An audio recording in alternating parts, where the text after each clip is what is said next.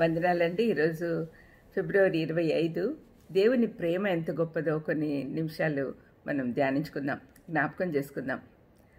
హోషేయ 11:1 ఇజ్రాయేలు బాలుడై ఉండగా నేను అతని ఎడల ప్రేమ కలిగి నా కుమారుణ్ణి ఐగుప్తులో నుండి పిలిచి తిని అంటున్నాడు దేవుడు. హోషేయ గ్రంథంలో దేవుని ప్రేమ అద్భుతంగా మనకు వివరించబడి ఉంది. దేవుడు చాలా గొప్ప ప్రేమ కలవాడు. మనకి ఎన్నో విధాలుగా మనకు చూపిస్తున్నాడు. అనుదినము అనునిత్యము మనం అనుభవిస్తూనే ఉన్నాం, కానీ మనం గుర్తించలేకపోతున్నాం.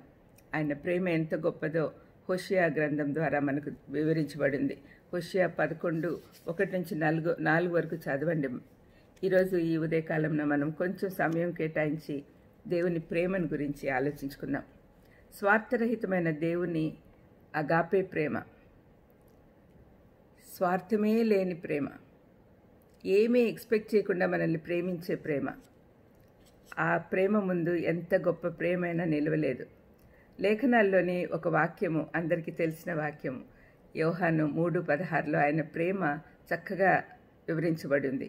దేవుడి లోకమును ఎంతో ప్రేమించెను, అందుకే తన ఏకైక కుమారుణ్ణి మన రక్షణార్థము బలిగా పంపాడు. ఇది షరతులు లేని ప్రేమ, ఏమీ ఆశించకుండా చేసిన గొప్ప అద్భుతం.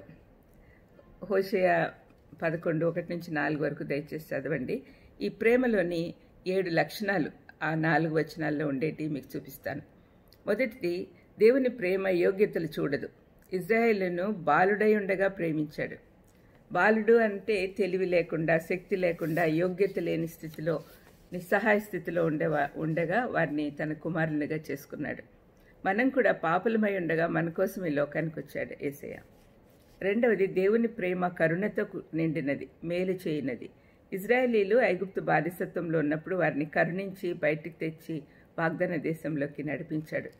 మనము పాపమనే కూపంలో మునిగి ఉండగా అక్కడి నుంచి లేవదీశాడు మనల్ని. మూడవది, దేవుని ప్రేమ దీర్ఘ శాంతముతో కూడినది. ఇన్ని మేళ్లు చేసిన దేవుణ్ణి తిరస్కరించి ఆజ్ఞలు పాటించకపోయినా ప్రేమించాడు దేవుడు. మనకు కూడా ఇహలోకంలో అనుక్షణం ఎంతో ప్రేమిస్తున్నాడు, ఎన్నో మేళ్లు చేస్తున్నాడు. అవన్నీ మర్చిపోయి తిరిగి మన పాపపు జీవితంలోకి వెళ్ళిపోతూ ఉంటాం. అప్పుడు కూడా దేవుడు ఎంతో దీర్ఘశాంతంతో మనల్ని క్షమిస్తూ మనల్ని దగ్గర చేర్చుకుంటూ ఉన్నాడు. నాలుగవది, ఆయన ప్రేమ సున్నితమైనది, స్వస్థపరచునదయే ఉంది. ఇజ్రాయెల్లో ఎఫ్రాయిం అంటే 10 గోత్రాలకు చెందిన వారిని నడిపించి స్వస్థపరిచాడు. ఇజ్రాయెల్ దేశం వాళ్ళని, ఉత్తర దేశస్తులని. ఐదవది, ఆయన ప్రేమ నైతిక విలువల వైపు బలవంతంగా నడిపించింది. అంటే మనం నైతికంగా నశించిపోతుంటే దేవుడు సహించలేడు, మనల్ని బయటికి తీసుకొస్తాడు.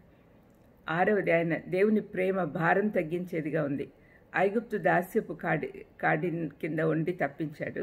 తర్వాత ఆయా శత్రువుల కాడి కింద నుండి కూడా తప్పిస్తూ వచ్చాడు. ఇప్పుడు మనలను సైతాన్ కాడి నుండి తప్పిస్తూ ఉన్నాడు. ఏడవది, ఆయన ప్రేమ తృప్తిపరిచేదిగా ఉంది. వారి ఎదుట భోజనం పెట్టి తిని అన్నాడు.